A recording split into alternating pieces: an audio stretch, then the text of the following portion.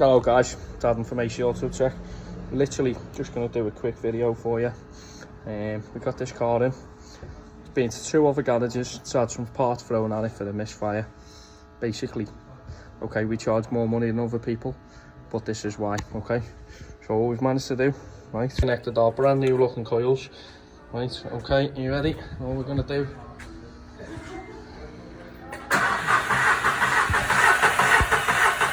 you can already hear that the engine doesn't sound right. There we go, round here, stop that. Okay, just here, looking at these, look at these peaks, okay? So 1 peak, 2 peaks, missing a peak, 1, 2, missing 1, 2. Okay, so each one of them peaks is compression. So just by looking at that alone, okay, how quick was that test, you know? 20, 30 seconds worth, a couple of minutes in total of testing. Okay, so we can tell you 100% before we go any further that no amount of coil pack and plugs is going to fix this car. Okay, so we are actually going to go in and diagnose why we've got no compression and stuff. But just bear this in mind when you know, somebody tells you you've got a misfire. Let's start with the plugs and coils. You're wasting money. You know, this customer's spent more than what we're charging to diagnose it now. You know, needlessly. Well, now is spark tester. Not that we need to test the spark, just so we can have it out the coil. Lead going into there, so we got an indication of the cylinder, even though it already says cylinder free, just helps us confirm it. Pressure pulse sensor or the first look sensor into the dipstick tube. So all we're seeing now is if it's bad or really bad. So here we go. Bear with me.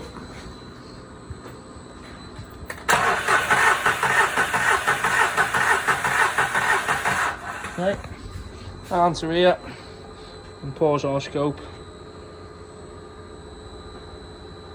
So all we've got now, we just had to zoom out a bit, the glare's a bit bad on the video. So blue is the spark over there, okay. Yellow is back like it was before, so compression, cylinder 1, okay, 2, 3. Okay, so 3 is missing the peak there, the green is in the dipstick tube. Okay, as you can see. Oh. Quickly, we got asking for confirmation that we got no compression on cylinder 3. Okay, you can see why. Okay, so this one's the exhaust. We've cranked down the exhaust. Okay, put the pipe in. Okay, so as you can see, we've got a pull there, small pull, and a big pull there. Okay, what else can we analyse from there? Okay, we've got a small one there. Missing one there, missing one there, so okay. Just from looking at the intake pulses here, I suspect, intake, exhaust pulses, sorry. I think we're looking at an intake valve issue.